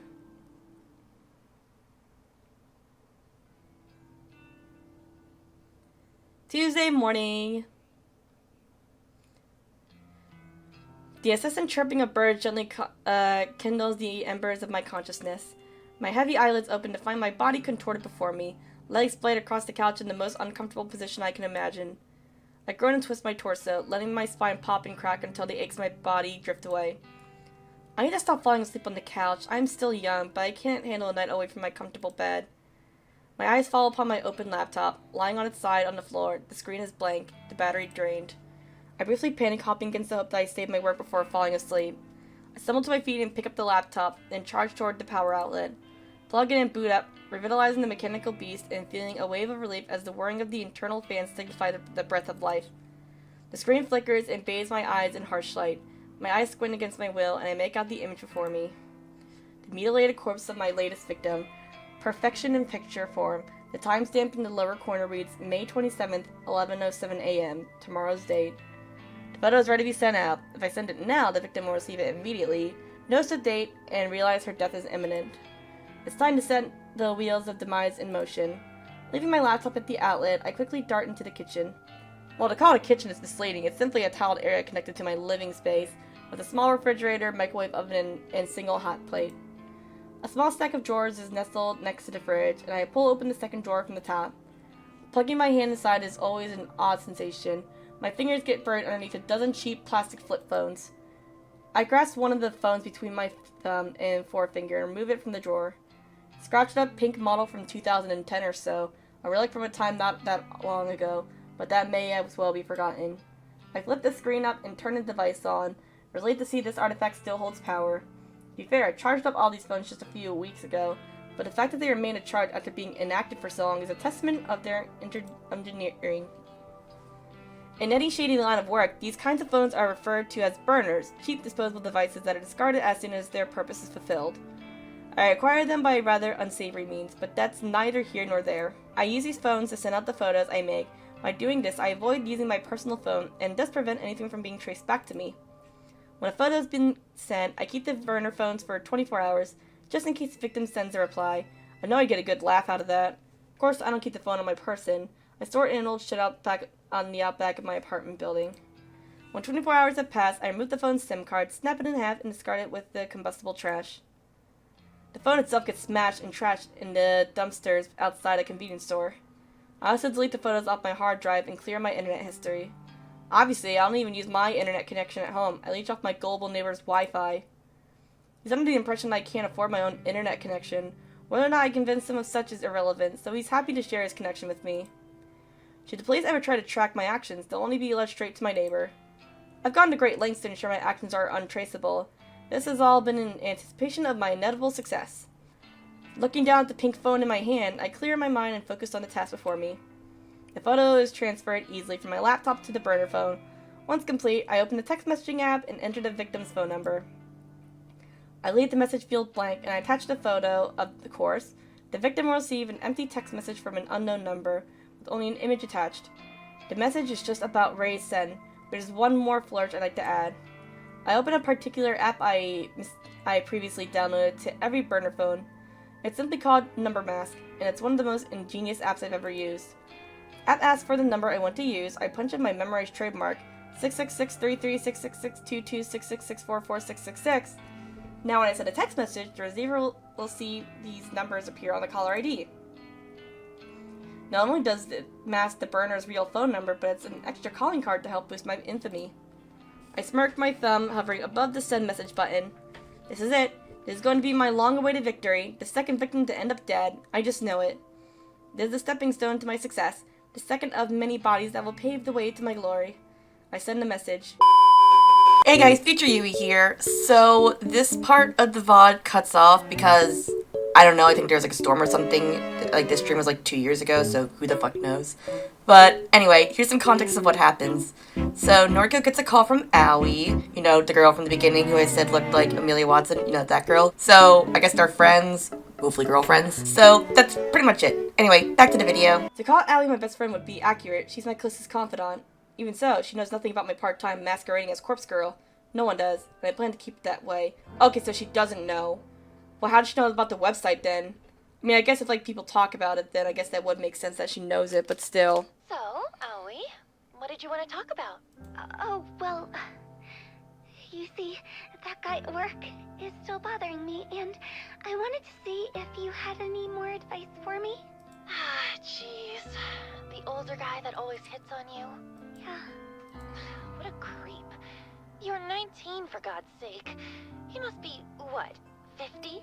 I think he's 52. That's worse. That's 2 more years. You know his actual age?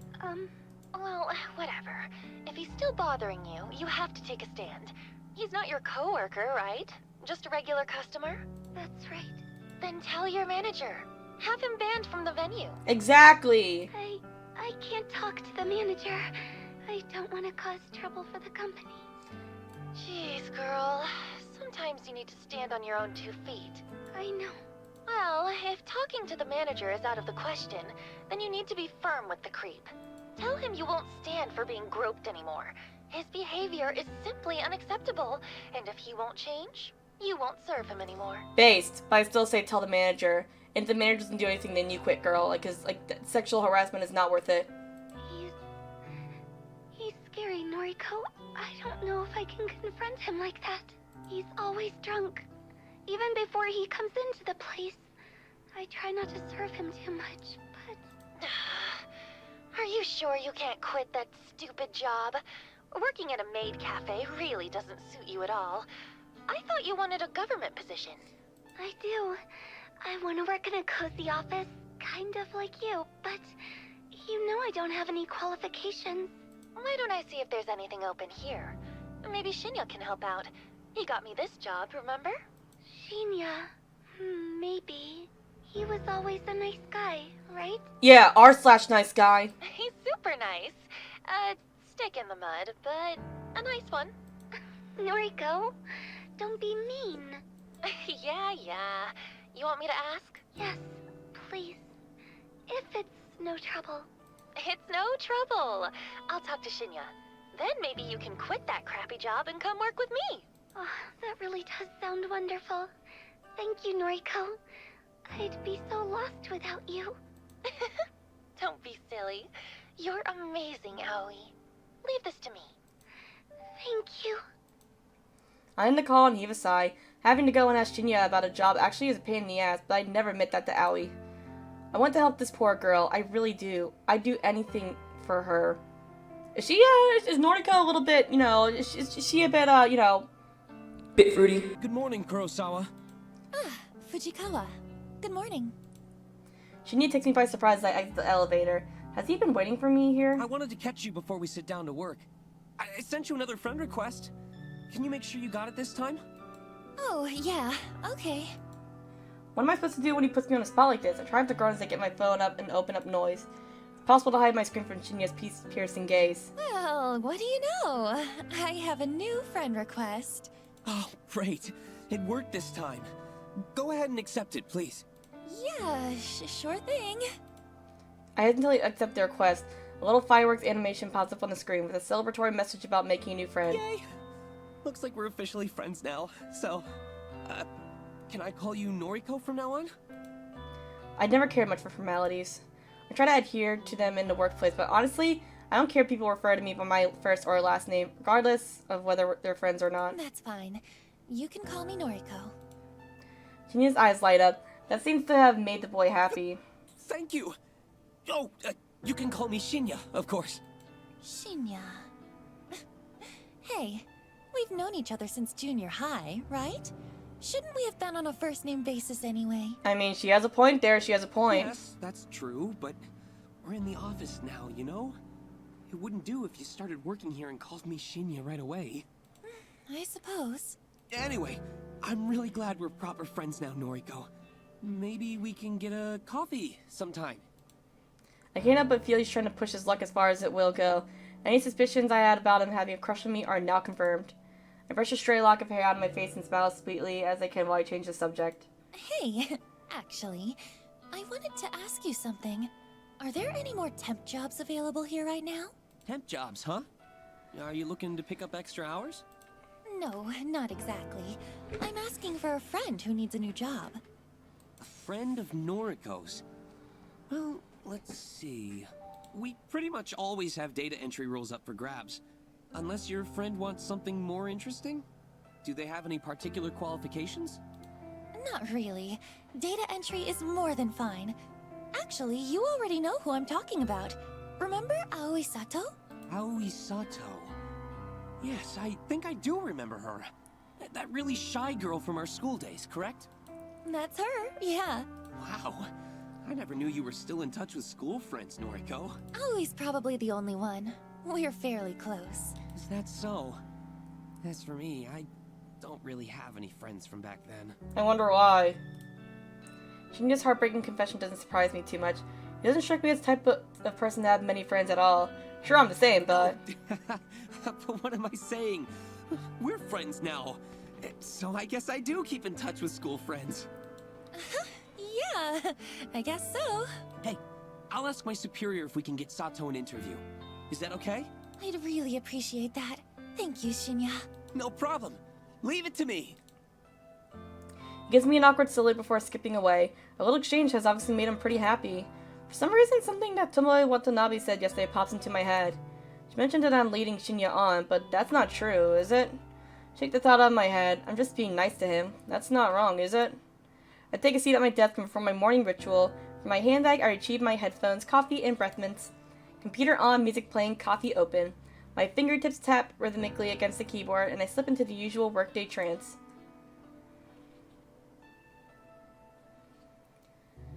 So, I see that you're connected with Shinya on Noise now, huh? My walk to the train station is interrupted by a familiar, grating voice. Sounds like both of you are getting on pretty well. How did you... Oh, of course. Tomoe and I are already friends on Noise. She would have seen a notification when I accepted Shinya's request. It's actually kind of strange that Tomoe and I are connected through the app.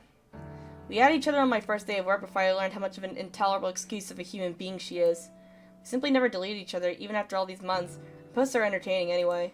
And since I rarely ever post anything myself, she probably forgot we were connected at all until today. Now look, don't get me wrong, you hear?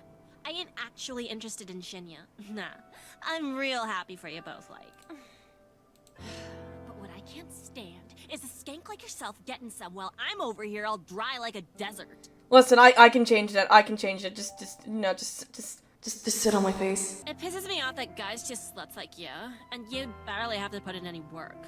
Meanwhile, nice girls like me gotta put in so much effort to even get noticed. Listen, Tomoe, I like you. I love your whole thing here. I love that you're a gyaru, but you're not a nice girl. You're a total bitch. And that's what I love about you. You think all of this is just natural?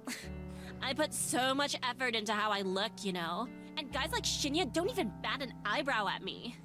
You mean bat an eyelid, right? Whatever, it don't matter. I'm sick of skanks like you getting everything for nothing. Look, let me be honest with you.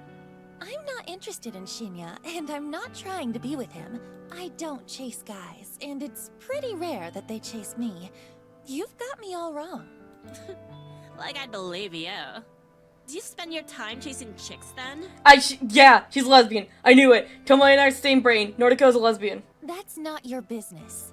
But you don't have to worry about me pursuing Shinya. She's not denying it. She said, this girl's gay. This bitch is gay. Good for her. Good for her. I mean, she's still a serial killer, sort of. But still, good for her. Tell you what, any guy at the office is all yours, okay? I'm not interested. Oh, is that how it's gonna be, slut? She literally just said she's not interested. She's gay. You think no one is good enough for you, but they're good enough for me? Oh boy. You're just like all the other girls. You think I'm worth being pitied? You think I need it? Well, I don't want your pity. You're nothing but a fake stank. Tomoe pushes forward, her bulk forcing me off the sidewalk and into the thicket of trees bordering the path. Damn! The burning slap across my face comes out of nowhere. I'm blinded by white stars and my entire face feels like it's on fire. The strike is hard, sharp, vicious. It happens so suddenly that I'm having difficulty processing it. I stumble, but my legs don't quite give out. My mind races trying to put together what just happened. Tomoe hit me. Why? Why'd she hit me? There's a strange sort of disconnect in my mind. My body doesn't feel like my own. Like this isn't actually happening to me, but rather I'm watching it happen to someone else. Time seems to slow down and speed up all at once. The slap replays twice in my mind before Tomoe's hand even leaves my face. I catch a glimpse of her furious expression, red and strained and overcome with anger. I hate you. I hate everyone like you. Don't pity me. The second strike connects with my chin and I flinch, my entire body paralyzed with pain. She hit me again? Stop! I hate you. I hate you! We get it, you hate her! Bitch, I will get human resources. I'm not really attractive to you anymore. Like, you're kind of a nasty bitch now. I don't like you anymore. Don't sit on my face. Bro, someone get human resources here. Tomoe has lost it. She is absolutely furious, and I can't figure out what I did wrong. Her third attack is a curled fist aimed straight at my stomach. Though sheer luck or complete accident, I tumbled backward, narrowly avoiding the punch and insisted landing on my rear. The pavement is rough and hard, but I'm sure it feels a lot better than taking a fist in the gut. Tomoe screams and rushes at me, but I scramble to my feet and grab her by the wrists. She flails wildly, her eyes looking like they'll pop out of her skull at any given second. Her breathing is harsh and ragged, and tears of rage have caused a flood of clotted makeup to run down her face. Calm down! Calm down! She struggles against me, slowly giving in as my tight grip prevents her from attacking me further. She begins to sob softly. I hate you! I hate everything about you! Damn, she has issues. With a great pull, Tomoe frees herself from my grip. She zips away cursing, then runs past me. My blink and disbelief as she breaks into a sprint, heading into the direction of the train station. I raise a hand to my tender face and touch it gently. The stinging sensation is completely new to me. Never before I've been attacked like that. What the hell was all that about? I can't believe she hit me.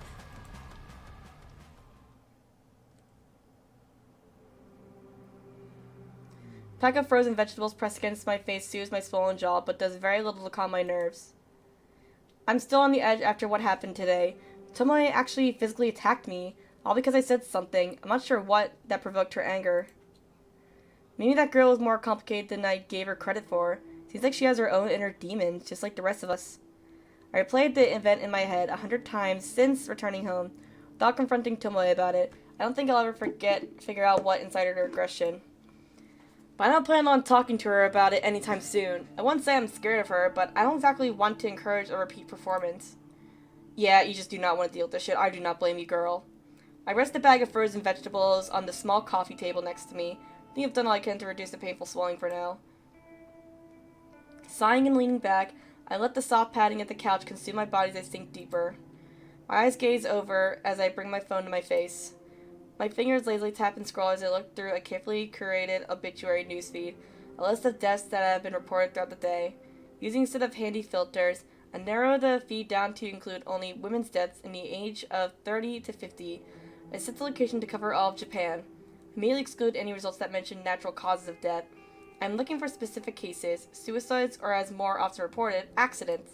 Of course, I'm looking to find out where my latest victim has offed herself yet. Between suicides, accidents, and murders, I've covered all the potential ways my victim could die.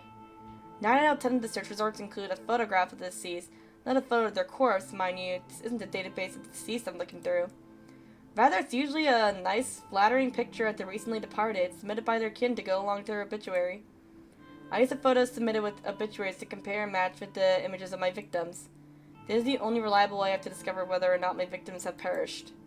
If I knew a victim's name, I could easily look up their current fate, but my website doesn't ask for that information. Call it respect for the victim's privacy, but there's a lot more to it than that. But that's a topic to dwell on another day. Tonight's search turns up no solid leads. I'm disappointed, but this result isn't entirely unexpected. After all, I set the date on my latest victim's photograph to tomorrow. There's still time for her to freak out and end it all. I decided to go to sleep early tonight. I'm not even feeling hungry enough to eat the cheap convenience store meal that's been sitting in my fridge since yesterday. Though if I go to sleep now, it'll feel like tomorrow arrives sooner. Tomorrow. I have to see Tomoe at work. There's no way I can avoid her since her desk is so close to mine. The idea doesn't sit well with me.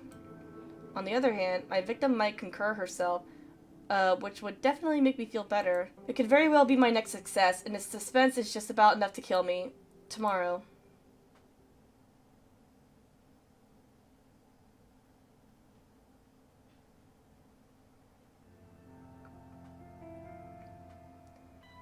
It is Wednesday, my dudes! My typing is hesitant and distracted this morning. My fingertips falter, misstep, and tap backspace repeatedly. This is no good. I can't focus on work while I'm staring at the top of Tomoe's head popping up from behind a monitor a few desks away. Even my work playlist isn't inspiring me to pulverize the keyboard today. Normally a blast of pure volume and a shot of caffeine is enough to carry me to the greatest heights of productivity. I press a finger to my pursed lips, trying hard to regain my focus. I absentmindedly noticed that I missed the edge of my top lip when applying lipstick this morning. Damn, I'm really out of sorts today. At least I managed to apply some extra blush to cover up the faint bruising on my face. I might have overdone it a little, but it's better than looking like I just stepped out of a boxing ring. Good morning, Noriko! Boy, have I got some neat news for you! I'm so absorbed in my own thoughts that I barely registered Shinya standing in front of my desk. Noriko? Excuse me? Noriko? Are you in there? Huh? My eyes fixated on Shinya's goofy smile. I quickly removed my headphones. Fujikawa, Shinya. Sorry. Hi. Are you okay? Yeah, I'm fine. Tired is all. Oh, I hear you. I was up late last night. Boy, I must have been up past 10. Just could not put down this new crime thriller I've been reading. Oh, yeah, right. I was up late reading too. Up past 10. Try staying up past 2 a.m. Chumps. Your horror novels, right? Don't they leave you feeling a little scared before you go to sleep? No, not really. It's all fiction, so it's pretty easy to distinguish from reality. Is that so? Wow, that's not like my book at all. The crimes in this story are all based on real cases. My jaw hits the floor every time I turn the page. Uh-huh, yeah. Anyway, let me tell you this. Your friend Sato can take a data entry opening starting from Monday. She doesn't even need to interview. That's how much the boss trusts me. Oh, damn. Wow, that's pretty good. I'm genuinely impressed with Shinya's ability to score Ali a job. Say what you want about the guy, but the big wigs obviously have faith in him. Wow, Shinya. I don't know what to say. Thank you. Thank you so much. Don't thank me yet. Sato is going to be worked to the bone. I hope she's prepared for it. Trust me, anything will be better than her current job. Really, thank you, Shinya. You came through for us here. Well, I'm just happy to help. Hey, Noriko, can I ask you something? Sure. Shoot. Shoot? Oh, right. An expression.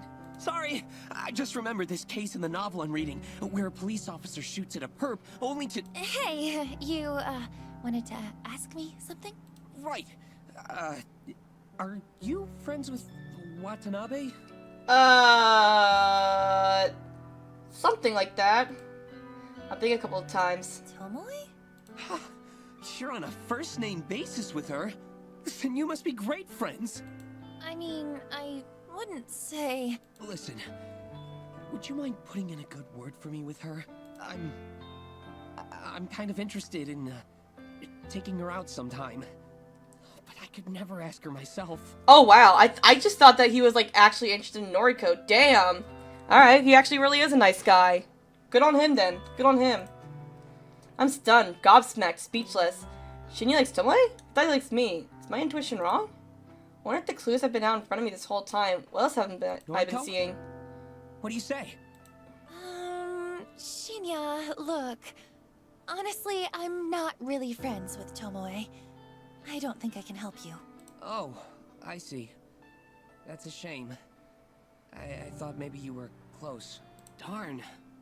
I guess there's not much to be done, is there? Even after I helped you and Sato out and all. Okay, well, now you're just guilting me. You're not a nice guy. You're just back to r/nice guy. Is he seriously trying to guilt me? I have to hand it to him. I don't think he had it in him. Well, I suppose you can just tell Sato to start work on Monday morning. Asshole? So, see you around the office, then. Shinya leaves, and I bury my face in my hands. Has this world gone mad all of a sudden? Shinya likes Tomoe, not me. Not that I'm disappointed. Hell, I don't even have feelings for the guy. But for him to be interested in someone vapid like her just blows my mind. I mean, she's got big titties, so... To add insult to the literal injury, Tomoe assaulted me yesterday. She has a vicious, violent side to her that Shinya doesn't know about. She could be in real danger if he pursues her.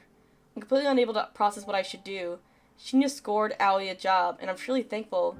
Do I feel like I owe him one? No, you don't owe him shit, dude! You're just being an asshole! Should I ask Tomoe out for him, or warn him about her? I need to clear my head. I decided to step away from my desk and visit the restroom.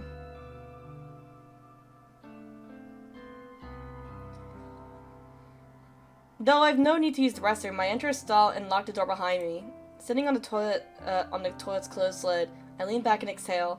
I'm getting too caught up in my office drama. That's what the issue is. It's unlike me.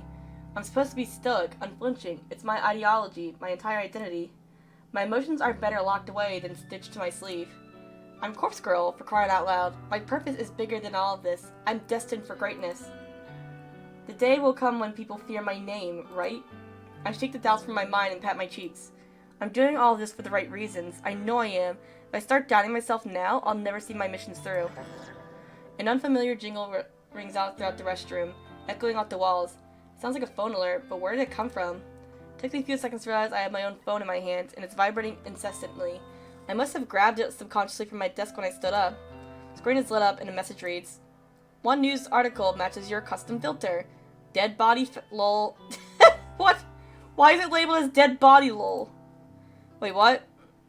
The auto newsfeed I set up last night. It actually located something? I hurriedly unlocked my screen and opened a certain app. The same app I was traveling through last night looking for obituaries.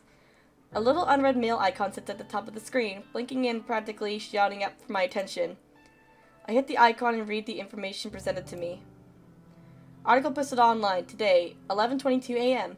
Keyword found 3. Miss accident numerical data range 3050. Image data found? Yes. Wednesday, May 27th. Miss Akane Tsurumaki, 36 of Chiba Prefecture, was pronounced dead this morning at her personal residence, 8:38 a.m. The chief coroner reports that Miss Tsurumaki was involved in an accident resulting in self-asphyxiation. Miss Tsurumaki is survived by her husband, Mr. Goro Tsurumaki, 42, and her daughter, Miss Fu Tsurumaki, 1. A funeral service will be held on Friday, May 29th. View image attachment? I hurriedly tap the button and gasp as the image loads. It's her, the photo! It's unmistakably the same woman! Plain features, little makeup, no signs of personality, Akane Tsurumaki, the latest victim to receive a photo of her own corpse. My breathing stops all of a sudden. I'm gasping for air, my cheeks on fire, my fingers numb. I did it! My meticulously crafted photo caused this woman to end her own life! An accident resulting in self-asphyxiation, meaning she died by suicide, strangled herself, or held her head down in the bath. The news never reports anything as a suicide. It's such a taboo topic in this culture. Everything is always an accident. All this time I've been trying to compel somebody to kill themselves. My corpse photo is constantly becoming more and more elaborate, more and more convincing and realistic. And now somebody has died again, because of me. Because of Corpse Girl. I was right all along. I do possess power. I have the power to end lives through my work, my art. I've known it all this time and I've finally proven it. Yuri Hatano's death planted the seeds of belief in my mind. The belief that Corpse Girl is more than a human mortal being. And now Akane Tsurumaki's demise has caused those seeds to bloom and blossom into pure certainty. Corpse Girl truly can end lives. It's a wonderful revelation, and it relieves my turbulent mind. However, I can't get my fingers to scroll back up to reread the obituary. My hands aren't functioning. My legs dangle lifelessly from the toilet seat. My coffee from this morning is working its way back up my throat. I feel the sting of tears in my eyes. Sweat trickles on my forehead, dripping down my uncharacteristically thick makeup. All of a sudden, I can't breathe. My lungs refuse to take in any more oxygen. I panic and fall forward, miraculously slamming my hands into the stall door to prevent my head from colliding with the floor. My nails scrape against the door's enamel paint, peeling chunks of green from the surface as I slide down and down and down, till my head rests uncomfortably on the damp tiles. Ew. My eyes roll back and my tongue lolls on the side of my mouth, dangerously closing to the tiled floor, but completely out of my sight and mind. I taste foundation and blush, a little bit of sweat, and then nothing at all as the still air envelops my taste buds. My photo killed that woman. That woman killed herself because of my photo. My photo killed that woman. That woman killed herself because of my photo. My woman killed that photo of herself because of that photo of the woman who killed herself in the photo. My eyes begin to regain the focus, and my stomach turns and heaves and shakes. A warm coffee spills from my lips as I try to smile but only manage to gurgle. The gritty paint underneath my fingernails has a rough texture that I don't like very much. I feel queasy and ecstatic at the same time. It's a horribly wonderful feeling that I could do without. So much for stoic unflinching Noriko. Remember stoic unflinching Noriko? This is her, writhing on the bathroom floor, her lungs working once more and her breath ragged and gasping, sucking in air like a mosquito sucks in blood. This is Noriko. Noriko with her grandiose fantasies of death and killing people without having to kill them at all. Without having to leave her apartment because the outside world is scary, and there are people out there probably trying to kill her. This is Noriko. Me. The real me. Acting tough and fearless when I'm crying on the inside, always sad, always miserable, always lying on the bathroom floor with my fist clenched and my phone resting in a puddle and my life slowly spiraling out of control. This is me. I did this. I killed that woman. She had a husband and a daughter, and some random person requested that I kill her, so I did. She probably didn't do anything wrong. She looked boring. She must have just rubbed somebody the wrong way. Maybe she didn't even know what she did, just like how I rubbed Tomoe the wrong way, and I didn't know what I did, but Tomoe slapped me. Twice. Hard. And it hurt. It must have hurt that woman too when she strangled herself and killed herself. I killed her. I directly killed her with my indirect actions. She's dead now, and I'm alive. I'm still here, lying on the bathroom floor on the 14th story of Shinjuku's Temujin office building, and I paint underneath my fingernails, and Aoi is going to start work here on Monday. But I did it. I killed her. Finally, after countless months of pretense, of false starts, of failures, and disappointments, I killed somebody again. Corpse Girl strikes for the second time. And above all else, above this grime and muck on the floor, and the tingling feeling underneath my fingernails, above all that, this feels good. This feels so good. Blood has returned to my legs, the pins and needles have faded, and my toes quiver beneath my stockings and shoes. An electrical charge pulses through my thighs and dissipates through my feet. I manage to plant 2 hands firmly on the tiles and push myself up onto my wobbling knees. I suck in air and breathe all of it back once all that's done. I feel dizzy, and a bizarre warmth is welling up inside my stomach and chest. I manage to steady myself enough to sit back on the top of the toilet seat, with my feet planted firmly on the ground, and hands resting on my lap. I try to regain my sense of self. I might have lost my composure a little bit upon reading the news, but who could blame me? Everything I've worked for over the last year is finally starting to pay off. My second victim is dead, and with this, Corpse Girl's popularity is sure to rise. More and more people will issue requests through my website, more and more people will receive corpse photos, and more people will... She killed herself. She killed herself. Oh, I wish I could see the real body. If only I could see her mangled corpse drenched in sweat and finally at peace. I noticed my phone was wedged between my wet fingers. I must have subconsciously scooped it up from the pool of muck on the floor. I try to ignore the sticky texture clinging to the screen. My fingers no longer numb. I scroll up and reread the obituary article. Miss Akane Tsurumaki, 36 of Chiba Prefecture, was pronounced dead this morning. Dead. Pronounced dead. My breathing staggers once again. My jaw gently lowers. Involved in an accident. Hot steam clouds my face, resulting in self-asphyxiation. My cheeks are flushed, my vision slightly blurred. She killed herself. Because of me. She killed... I loud a gasp as my hips rise against my will. My toes curl, my legs stiffen, my skin tingles. I lean back against the cistern, the cold porcelain penetrating the thin fabric of my clothes and chilling my hot, burning skin. My eyelids flutter as my mind hazes over. She's getting off to this. Oh my god, she's fucking getting off to this. Look at her. She is definitely getting off to this. I can't control my body any longer. All the anticipation of the last few days, the tension building in my muscles. I can't. My legs tense up, my knees buckle, my neck tilts back, a whispered gasp slips between my lips. My phone falls to the ground once more as my fingers slowly uncurl. The dull tink sound as it hits the floor is the last thing my foggy mind registers before I drift away. And now she's fucking dead.